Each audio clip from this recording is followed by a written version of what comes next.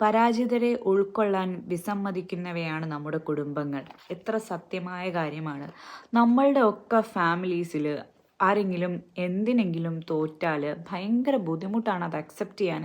അയ്യോ അവരെന്ത് വിചാരിക്കും, ഞാനിനി അവരോട് എന്ത് പറയും, അവരുടെ മുഖത്ത് ഞാൻ എങ്ങനെ നോക്കും, അങ്ങനെയൊക്കെ ചിന്തിക്കുന്നതാണ് ഒരു മെജോറിറ്റി ആൾക്കാരും.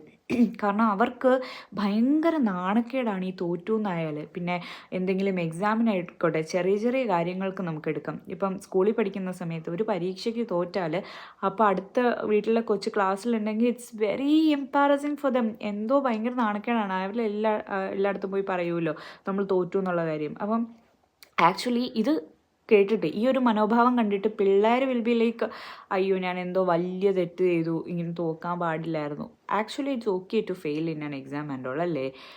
Watts the big deal? ഞാൻ ഇപ്പം ചിന്തിക്കാറുണ്ട്, എന്തിനാ ഇങ്ങനെ മരിച്ചു കിടന്ന് പഠിച്ചതെന്നൊക്കെ. ജയിക്കാനുള്ളത് പഠിച്ചാൽ മതിയായിരുന്നല്ലോ ശരിക്കും. നമ്മൾ ഒരുപാട് മാർക്കൊക്കെ മേടിച്ച് പാസ്സാകുന്നതിൽ വലിയ അർത്ഥമുണ്ടോ എന്ന് ചോദിച്ചാൽ ചില ആളുകൾക്ക് ഉണ്ടാവും. പക്ഷേ ഇറ്റ്സ് നോട്ട് ദാറ്റ് ആ കുട്ടിക്ക് പറ്റുന്നില്ലെങ്കിൽ ആളെ ഫോഴ്സ് ചെയ്ത് നീ ചെയ്തേ പറ്റൂ എന്നൊക്കെ പറഞ്ഞിട്ട് അങ്ങനെ ചെയ്യിപ്പിക്കുന്നതിൽ ഒരു മീനിങ് ഉണ്ടെന്ന് എനിക്ക് തോന്നുന്നില്ല.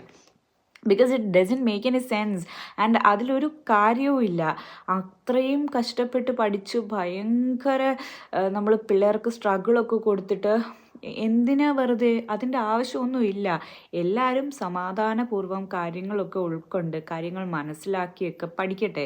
That's good actually. അല്ലാതെ വെറുതെ കുറേ എന്തൊക്കെയോ കാണാതെ പഠിച്ച് there is no point in that അല്ലേ. അപ്പം നമ്മൾ ഫെയിലിയേഴ്സ് ആക്ച്വലി അക്സെപ്റ്റ് ചെയ്യാൻ റെഡി ആവണം.